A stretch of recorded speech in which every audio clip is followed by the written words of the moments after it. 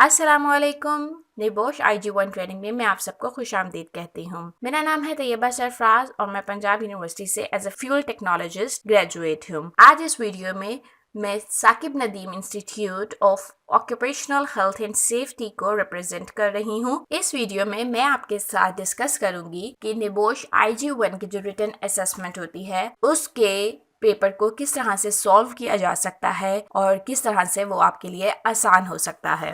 इस सबसे पहले आप लोगों को ये पता होना चाहिए कि निबोश IG सर्टिफिकेट क्यों ज़रूरी है। एक्चुअली निबोश एक ऐसा इंस्टीट्यूट है जो इंटरनेशनली ऑक्यूपेशनल हेल्थ साइंसेज के लिए सर्टिफिकेट्स प्रोवाइड करता है। तो अगर आप एक इंजीनियर हैं, किसी साइट पर वर्कर हैं या फिर किसी एक ऑर्गेनाइजेशन को मैनेज कर रहे हैं, वहाँ आप मैनेजर हैं, तो आपके पास निबोश का occupational health and safety certificate होना चाहिए। जो फर्स्ट ऑफ ऑल इसका एक रिटन असेसमेंट होती है, तो that is just an open book exam. 24 hour का टाइम स्पेंड होता है आपके पास। आपको आपका क्वेश्चन पेपर प्रोवाइड कर दिया जाता है ऑनलाइन, आप उसको रिसीव करते हैं उनकी वेबसाइट अपनी ID के थ्रू, एंड देन आपको वो क्वेश्चन पेपर मिल जाता है और आपने उसको सॉल्व करके और अपनी फाइल उसी वेबसाइट पर 24 आवर्स के अंदर अंदर अपलोड करनी होती है। ठीक है, टोटली अनइन्विजिलेटेड एग्ज़ाम है, कोई आपको नहीं देख रहा और जस्ट आपके पास इंटरनेट भी है, आपके पास सारे रिसोर्सेज हैं, बुक्स हैं, और जो IG की तरफ से ही, निबोश की तरफ से ही आपकी जो वेबसाइट्स और जो लॉज एंड रूल्स के लिए ILO ISO हैं, वो तमाम चीज़ें आपके पास मौजूद हैं। You just have to read the question paper and then आप इंटरप्रेट करें कि कौन से क्वेश्चन का क्या आंसर हो सकता है। मोस्टली आप सिनेरियो रीड करते हैं और फिर क्वेश्चंस पढ़ते हैं, तो आप खुद ही रिलेट कर लेते हैं कि किस चीज़ का क्या आंसर होता है। अब मैं आपसे कुछ इसके डूज एंड डोंट्स डिस्कस करने लगी हूँ कि आपको क्या चीज़ें इसमें ज़रूरी करनी चाहिए ताकि आप एक अच्छी तरह से पेपर को सॉल्व कर सके और इसमें एक अच्छा स्कोर कर सके, और क्या चीज़ें हैं जो कि प्रोहिबिटेड हैं इस एग्ज़ाम के लिए। तो फर्स्ट ऑफ ऑल, जैसे मैंने भी आपको बताया कि आप सिनेरियो एक दफ़ा रीड करेंगे, क्वेश्चंस रीड करेंगे, तो फिर आपको आइडिया हो जाएगा कि आपने आंसर्स में क्या लिखना है, और आपकी ऑब्जर्वेशन स्ट्रांग होनी चाहिए। व्हेन वी आर राइटिंग, जब हम आंसर दे रहे हैं, जब हम अपना पेपर सॉल्व कर रहे हैं, then we have to use a professional vocabulary. ठीक है, आपके पेपर्स को पढ़ के एग्जामिनर को और चेकर को ये आइडिया होना चाहिए कि आप एक प्रोफेशनल डिग्री होल्डर हैं। ठीक है, तो जो टर्मिनोलॉजीज हैं आप उनको बिल्कुल चेंज नहीं कर सकते। प्लेजरिज्म की बहुत ज़्यादा स्ट्रिक्टनेस है, ऑल दो it's an open book exam, but still आप प्लेजरिज्म नहीं कर सकते। आप चीज़ों को रीड आउट करें, आप सिनेरियो देखें, आप वेबसाइट्स की मदद लें, आप रिसोर्सेज देखें, बट स्टिल आपने as it is word to word कहीं से भी नहीं लिखना। आपने हर एक चीज़ को अपने माइंड से खुद अरेंज करना है और फिर उसको अपने वर्ड्स में लिखना है। आपके ऊपर एक रिस्ट्रिक्शन है कि आपके वर्ड काउंट, आपके 6 क्वेश्चन है, 8 क्वेश्चन है, 7 क्वेश्चन है, जितने भी क्वेश्चंस हैं, आपका वर्ड काउंट इन टोटल 3000 होना चाहिए। अच्छा, आपको जो आंसर शीट प्रोवाइड की जाती है, आपको निबोश खुद से आंसर शीट भी देता है कि आपने इसके अंदर अपना आंसर्स पुट करके और सेंड करने हैं उन्हें, तो उसका भी वर्ड काउंट आपको पहले से बताया होता है कि वो 227 है, 270 है, इतने वर्ड्स का वो मैक्सिमम वर्ड काउंट होता है। तो आपने वो 3000 में वो भी वर्ड्स इंक्लूड होते हैं, तो आप फिर आप 2700 के करीब आप वर्ड्स लिखते हैं ताकि आपका वो 3000 का जो वर्ड काउंट है वो डिस्टर्ब ना हो। और स्टिल 3000 के मैक्सिमम वर्ड काउंट के साथ आपके पास एक मिनिमम वर्ड काउंट है कि आपके हर क्वेश्चन में एटलीस्ट 300 वर्ड्स होने चाहिए। ठीक है, आप मार्क्स के अकॉर्डिंग अपने वर्ड्स को डिवाइड करते हैं कि अगर 10 मार्क्स का एक क्वेश्चन है, एक 15 मार्क्स का क्वेश्चन है, इसमें मैंने 300 वर्ड्स लिखने हैं, इसमें मैंने 450 वर्ड्स लिखने हैं, लेकिन 300 से कम आप किसी क्वेश्चन पेपर में, किसी भी क्वेश्चन में वर्ड्स नहीं लिखेंगे। ओके, जब हमें पेपर रिसीव होता है तो सबसे पहले पेपर में होता है scenario. That is just like a comprehension passage exam, story की तरह से बताया हुआ है। ऑर्गेनाइजेशन का स्ट्रक्चर क्या है, वो लोग करते क्या हैं, उसमें कौन से वर्कर्स किस किस पोस्ट पे काम कर रहे हैं, कौन कितना एक्सपीरियंस है। ठीक है, और देन वो आपको पूरा बैकग्राउंड बताने के बाद एक इंसिडेंट आपसे डिस्कस करते हैं कि वहाँ पर इस टाइम पीरियड में ये कुछ हुआ, और फिर आपने उसको एनालिसिस करना होता है। ठीक है, कि इसमें क्या चीज़ पॉजिटिव थी, क्या चीज़ नेगेटिव थी, उस वक्त उन लोगों ने उस टाइम पे जो स्टेप्स लिए क्या वो ठीक थे, क्या HSC रूल्स को फॉलो कर रहे हैं, क्या वो IAS और ILO को मद्देनजर रखते हैं या नहीं, ठीक है। और जब आप पेपर रीड आउट कर रहे होते हैं ना, तो अपनी छोटी छोटी इंफॉर्मेशन बुलेट पॉइंट से अपने पास राइट डाउन करते जाया करें, ताकि आपको बार बार पेपर ना देखना पड़े, ठीक है। पैराग्राफ में अपने पेपर को डिवाइड करें कि आपके इतने पैराग्राफ्स हैं, और अपने पास नोट पैड में लिखते चले जाइए कि कौन से पैराग्राफ में कौन कौन से पॉइंट्स डिस्कस हुए हैं, एंड देन आप उनको अरेंज कर लीजिए। सिनेरियो के बाद नीचे ही आपको क्वेश्चंस दिए होते हैं, कभी 8 क्वेश्चंस होते हैं, कभी 9 क्वेश्चन होते हैं, 6 क्वेश्चंस भी हो सकते हैं, ठीक है। टोटल 100 मार्क्स का पेपर होता है। बस आप जब क्वेश्चन पढ़ेंगे आपके माइंड में, क्योंकि आप सिनेरियो रीड आउट कर चुके हैं, आपके माइंड में फौरन आ जाएगा कि किस क्वेश्चन में आपने क्या आंसर लिखना है। तो आप उनके अपने पैराग्राफ की जो आपने नोट्स बनाए थे उनको चेक करें, कौन से क्वेश्चन में आंसर आपका कौन से वाले पैराग्राफ से रिलेट करेगा, ठीक है। इंटरनेट से अगर आप कोई लॉज वगैरह देख रहे हैं, उनकी वेबसाइट्स को लिखते चले जाइए, अपने पास उनको कॉपी करके रखें। आपने अपने पेपर के लास्ट में उन्होंने रेफरेंस का एक कॉलम दिया होता है, वहां पर सारे रेफरेंसेस लिखने होते हैं। ओके लर्नर्स, अब मैं आपको यहाँ पर एक पेपर दिखा रही हूँ। ये पास्ट पेपर में से कोई एक पेपर है। ये एक सिंपल सा एक लेआउट होता है पेपर का हमारे, कि सबसे पहले आपको उन्होंने दिया होता है, गाइडेंस दी होती है कि आपने क्या करना है क्या नहीं। देन उन्होंने आपसे टाइम लिमिट, वर्ड काउंट, ये सारी चीज़ें डिस्कस की हुई हैं। देन आता है आपका सिनेरियो। ये मैंने सिंपली आपके लिए बुलेट पॉइंट्स बना दिए हैं ताकि आपको आइडिया हो कि आपने बुलेट पॉइंट्स कैसे बनाने हैं और पेपर को रीड आउट करने में आपके लिए आसानी रहे। ओके, आपको लोकेशन एंड इंट्रोडक्शन में मैंने आपको बताया हुआ है कि ये एक इंटरनेशनल ऑर्गेनाइजेशन है, एक रीसाइकल एंड रीयूज सेंटर है, और यहाँ पर लोग अपना वेस्ट जो है घर का और इंडस्ट्रीज़ जो है अपना वेस्ट मटेरियल जो है वो सॉर्ट करके लाके इनको डिपॉजिट करवाते हैं, डंप स्टोर्स में डंप करते हैं, और फिर ये उसको रिसाइकल करना है या रीयूज़ करना है या उसको एनर्जी डेवलपमेंट के लिए यूज़ करना है, उसके मुताबिक आगे सप्लाई करते हैं। तो ये कहाँ लोकेटेड है? एक छोटे से टाउन के बाहर, उसके आउटस्कर्ट्स में, उसके नियर बाय के एरिया में ये लोकेटेड है। और कोई भी पेडिस्ट्रियन एक्सेस नहीं, कोई भी शख्स पैदल वहाँ जाकर अपना घर का वेस्ट मटेरियल जो है, वेस्ट बैग्स जो है वो डिपॉजिट नहीं करवा सकता। You have to be in some vehicle, कि आप पैदल नहीं वहाँ जाएंगे। और वहाँ पर उन्होंने स्पेशली स्पीड रिटार्डर्स लगाए हुए हैं, प्रॉपर रोड बनाए हुए हैं, नैरो सिंगल रोड है, ताकि एक वक्त में एक ही गाड़ी आए। अंदर पार्किंग करनी है तो फिर वो थोड़ा सा ऊंचा करके उन्होंने पार्किंग प्लेटफॉर्म बनाया हुआ है कि उसी रोड पर कोई भी अपनी गाड़ी को, अपनी व्हीकल्स को पार्क ना करे। टोटल 12 डंपस्टर्स हैं वहाँ पर, और वो कुछ इस तरह से बने हुए हैं कि वो स्किप्स हैं, ठीक है, कि ग्राउंड में ही उन्होंने थोड़ी सी जगह छोड़कर उसको गहरा किया हुआ है। 3.5 मीटर डीप और है वो, और उसको थोड़ा सा उन्होंने बाहर से उसकी बाउंड्री भी बनाई हुई है, तो वो 1.2 मीटर उसकी हाइट है उस बाउंड्री की। देन नेक्स्ट थर्ड और फोर्थ पैराग्राफ रिलेटेड है कि वो सेंटर की जो बिल्डिंग है उसका स्ट्रक्चर क्या है। तो उन्होंने बताया कि हर एक डंपस्टर पे बाकायदा लेबल किया हुआ है कि इसके अंदर आपने प्लास्टिक वेस्ट डालना है, इसके अंदर गार्डन वेस्ट डालना है, केमिकल वेस्ट डालना है, ये क्या चीज़ डंप करनी है उसमें। तो इस तरह से वो सॉर्ट करते हैं वेस्ट। जो लोग हैं वो अपने घर से ही, जो यूके और बाकी बाहर के कंट्रीज़ हैं वहाँ पर लोगों के घरों में सॉर्टेड डस्टबिन्स ही होती हैं, ठीक है। और वर्कर्स जो हैं वो हमेशा साइट पे मौजूद होते हैं, पब्लिक की हेल्प करते हैं उसको डंप करने में।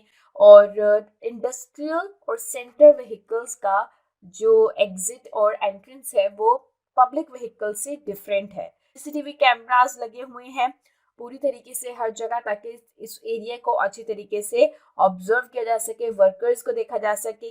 देन फिफ्थ पैराग्राफ में उन्होंने हमसे एम्प्लॉयज़ को डिस्कस किया हुआ है कि वहाँ पे हायरार्की क्या है। तो सबसे पहले वहाँ पे जो हेड कर रहे हैं वो एक यंग मैनेजर है, जो कि और 1 ईयर हो चुका है उन्हें ग्रेजुएट हुए, और उनको हेल्थ एंड सेफ्टी ऑफिसर की तरफ से नॉमिनेट किया गया है इस सेंटर की हेड के लिए, मैनेजिंग के लिए। उसके बाद उनके 5 वर्कर्स होते हैं, जिनमें से एक एक्सपीरियंस्ड वर्कर होता है जो कि बहुत अरसे से वहाँ उसी ऑर्गेनाइजेशन में काम कर रहा होता है। 2 वर्कर्स हैं जो कि स्किप एरिया में ऑलवेज प्रेजेंट होते हैं हमेशा। देन 2 इंडस्ट्रियल व्हीकल ड्राइवर्स हैं। देन 6 पैराग्राफ में उन्होंने हमसे मैनेजर के पर्सनालिटी को और उसके फंक्शंस को डिस्कस किया हुआ है। रिस्पॉन्सिबल पर्सन है जो कि हेल्थ एंड सेफ्टी रेगुलेशंस को लेके भी बहुत कॉन्शियस है, जो उसका डायरेक्टरों से मुसलसल वो कोऑर्डिनेशन में होता है। उसने इवन नोटिस बोर्ड पर निबोश के जो नेशनल डिप्लोमा पार्चमेंट है उसका वो भी पेस्टेड है। हेल्थ एंड सेफ्टी की पॉलिसी भी उसने पेस्ट की हुई है। वर्कर्स के लिए बाकायदा वहां पर एक ब्रेक रूम मौजूद है जो कि पोर्टेबल मॉड्यूलर बिल्डिंग की तरह से है। देन वहां पर उसी ब्रेक रूम में बाइंडर एक है जिसके अंदर सारी रिस्क असेसमेंट रखी है जो कि उस ऑर्गेनाइजेशन की डिफरेंट टाइम पीरियड्स में हो चुकी हैं। इसके अलावा जो मैनेजर है वो मुसलसल हर थोड़े अरसे बाद वर्कर से फीडबैक लेता रहता है। 7th पैराग्राफ में उन्होंने उसी चीज को कंटिन्यू किया हुआ। अनअनाउंस्ड इंस्पेक्शंस भी होती हैं, वर्कर्स इवन फ्रस्ट्रेट भी हो जाती हैं, बट स्टिल वो बहुत अप्रिशिएट करते हैं वो इस चीज को कि हमारी सेफ्टी का ख्याल रखा जा रहा है। इवन वो इस चीज से इतना मोटिवेट होते हैं कि आपको एक रिसाइकलिंग सेंटर में उसकी रोड्स पर एक सिंगल नेल, एक सिंगल पिन भी नहीं मिलेगी। ऑलराइट, और इसके अलावा जो मैनेजर है वो वर्कर्स के जो उनकी पीपीई है, पर्सनल प्रोटेक्टिव इक्विपमेंट है, उसको लेके बहुत ज्यादा कंसर्न रहता है कि किसी की वो खराब ना हो। इवन अगर वो फेड हो रही हो तो वो वर्कर्स भी उनको पॉइंट आउट करते हैं और मैनेजर भी ख्याल रखता है फेड हो रही है तो फिर उनको रिप्लेस करें। बाकायदा उनके लिए कॉन्ट्रैक्टर्स जो हैं हायर किए जाते हैं, उनकी इंडक्शन ट्रेनिंग होती है कि उनको किस तरह से रिप्लेस करना है। देन एट्थ पैराग्राफ में उन्होंने यही बात बताई हुई है कि वर्कर्स जो है उनका एक अच्छा रिलेशनशिप है मैनेजर के साथ। वो बहुत अप्रिशिएट करते हैं मैनेजर के कंसर्न को और बहुत मोटिवेट होते हैं।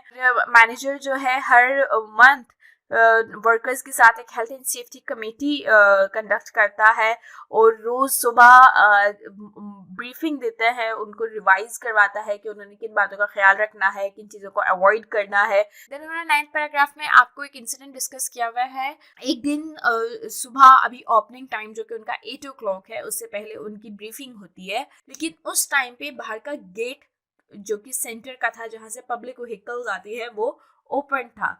वो क्यों ओपन रह गया था? क्योंकि इनएक्सपीरियंस्ड वर्कर ने वो गलती से खुला छोड़ दिया था। तो एक पब्लिक कार अंदर आ गई सेंटर के और वहां पे कोई वर्कर मौजूद नहीं था। उसने अनअटेंडेडली अपना गार्डन वेस्ट का एक बैग था जो कि 50 लीटर्स उसमें गार्डन वेस्ट था, वो उसने उसके जो डेजिग्नेटेड डंपस्टर था उसमें डालना चाहा, लेकिन क्योंकि वेट बहुत ज़्यादा था तो जो आदमी था उसकी जो रिस्ट हैं, कलाइयाँ भी साथ में वेस्ट बैग के हैंडल्स के फंस गई और वो अंदर डंपस्टर के गिरने लगा और मदद के लिए चलाना शुरू किया। जब शोर मचा, लोग भाग कर आए और उसको बचाया। देन 10th पैराग्राफ में उन्होंने इसी को कंटिन्यू किया हुआ है कि फॉरेन मैनेजर ने एंट्रेंस गेट को क्लोज करवाया, डिस्कस किया उस आदमी से जिसके साथ ये इंसिडेंट हुआ है कि उसको कोई चोट तो नहीं लगी, कोई उसको दर्द तो नहीं हो रहा। एंड देन जब उनको हो गया सेटिस्फाई के उसको कोई चोट नहीं लगी है, कोई सीरियस इंजरी नहीं है, देन उसको जाने दिया। फिर उसने दोबारा वर्कर्स जो है उनसे ब्रीफिंग ली कि किसने वो गेट खुला छोड़ा और ऐसा नहीं होना चाहिए। देन नेक्स्ट टाइम जब अगर ऐसा हो तो उन्हें क्या करना चाहिए। और फिर उसने क्लोजिंग टाइम पे जो एक्सपीरियंस्ड वर्कर था, जब उससे ये दोबारा बैठकर ये बात डिस्कस हुई तो उसने बताया, एक्सपीरियंस्ड वर्कर ने, कि ऐसे इंसिडेंट्स तो पहले भी बहुत ज़्यादा हो चुके हैं लेकिन कोई इतना ज़्यादा बॉदर नहीं करता क्योंकि वहां पर किसी को सीरियस इंजरी नहीं आई। ये तो एक नियर मिस था, कोई इंसिडेंट तो नहीं हुआ, कोई एक्सीडेंट तो नहीं हुआ यहाँ पर। लेकिन एक्सपीरियंस्ड वर्कर जो है वो बहुत ज़्यादा कंसर्न था इसको लेके कि हमें जो हेल्थ एंड सेफ्टी मैनेजमेंट है उनको बताना चाहिए कि वो अपनी पॉलिसी में थोड़ी सी इम्प्रूवमेंट्स लेकर आए ताकि एक्सीडेंट्स के साथ साथ हम इन नियर मिसेस को भी अवॉइड कर सकें। 11th में उन्होंने आपको एक ईमेल डिस्कस की हुई है कि एक्सपीरियंस वर्कर के साथ वो जो उसकी कॉन्वर्सेशन हुई मैनेजर की, उसके बाद उसने एक ईमेल की डायरेक्टर को अपने और उसने कहा कि हमें अपडेट करनी चाहिए हेल्थ एंड सेफ्टी पॉलिसी, यहाँ के वर्कर्स इसके लिए कंसर्न हैं।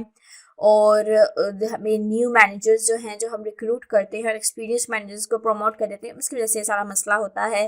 और जो हम brand new skip moving vehicles जो डायरेक्टर ने इनके सेंटर के लिए भिजवाई थी, वो इन लोगों ने रिसीव कर ली हैं, ये अपडेट किया उसने।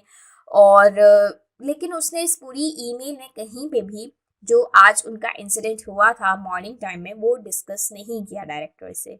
सो that was all for the scenario. And then उन्होंने आपसे क्वेश्चन आंसर्स पूछे हुए हैं। फिर उन्होंने हमसे क्वेश्चन आंसर्स किए हुए हैं। फर्स्ट क्वेश्चन में उन्होंने हमसे कहा है कि इन्वेस्टिगेट करने की क्यों जरूरत है। What arguments would manager use to convince the experienced worker that this near miss incident needs investigating further.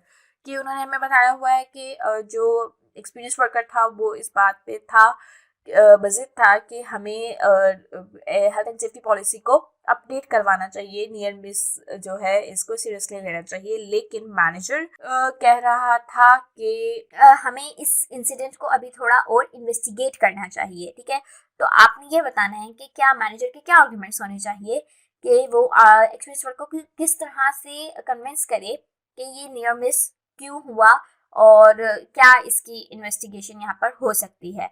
तो हम उनको बता सकते हैं इसमें कि वहाँ पे सीसीटीवी कैमरास हम देख सकते हैं कि किस वर्कर ने उसको खुला छोड़ा और नेक्स्ट टाइम इसको किस तरह से वो किया जा सके। ठीक है, आपने इसमें आर्गुमेंट डिस्कस करना। देन क्वेश्चन नंबर 2 में उन्होंने आपसे temporary actions and long term administrative control measures का पूछा हुआ है कि ए पार्ट में उन्होंने पूछा है कि आपके ख्याल से उस वक्त फौरन से शॉर्ट टर्म एक्शन क्या होनी चाहिए थे। तो हम उनको बता सकते हैं कि शॉर्ट टर्म एक्शंस बहुत सारे बता सकते हैं। 5 नंबर के हिसाब से आपने लिखना है कि आप उसमें कितना लिखेंगे। कि उस वक्त जैसे कि मैनेजर ने किया कि फौरन गेट्स क्लोज कर दिए और सीसीटीवी कैमरा जो है उसको मुसलसल नज़र पे रखना चाहिए था। और भी बहुत सारे पॉइंट्स हैं जो कि हम यहाँ पे उनको बता सकते हैं कि शॉर्ट टर्म एक्शंस ये होने चाहिए थे। और लॉन्ग टर्म उन्होंने आपसे पूछे हुए, तो लॉन्ग टर्म में फिर हम उनको कह सकते हैं लोगों की बाकायदा गाइडलाइन है कि किस तरह से उन्होंने अपने आप को बचाना है।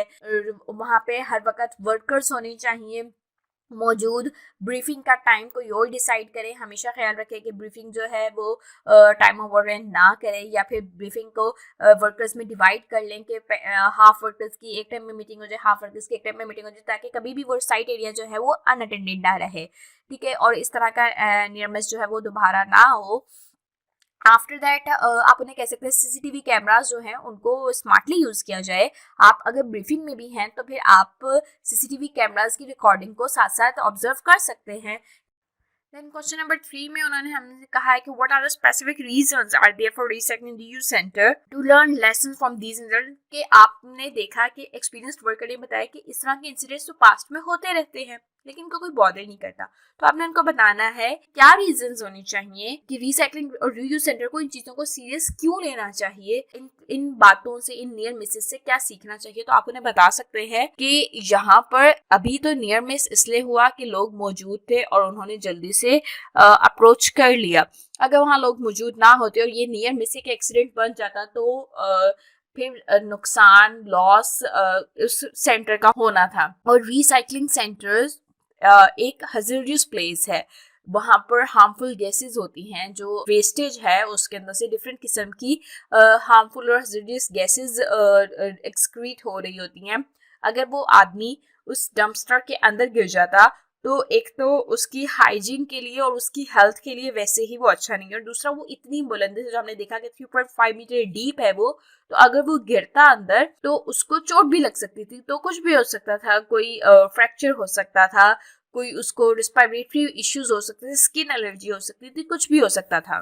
देन क्वेश्चन नंबर 4 में वो आपसे कह रहे हैं कि हम सबको पता है कि रिस्क कंट्रोल मेजर्स के लिए एडमिनिस्ट्रेशन को चाहिए कि वो ऐसे सेंटर्स में सेफ्टी साइंस लगाएं। तो आपके ख्याल से कि एक ऐसे सेंटर में जो कि रिसाइकलिंग एंड रीयूज सेंटर है जहाँ पे पब्लिक एक्सेस कर सकती है, वहाँ पर किस किस्म के सेफ्टी साइंस होनी चाहिए। तो आप वहाँ पर रोड सेफ्टी साइंस लगाएं, वहाँ पर आप हेल्थ एंड सेफ्टी साइंस लगाएं और वर्कर्स की गाइडलाइंस लगाएं।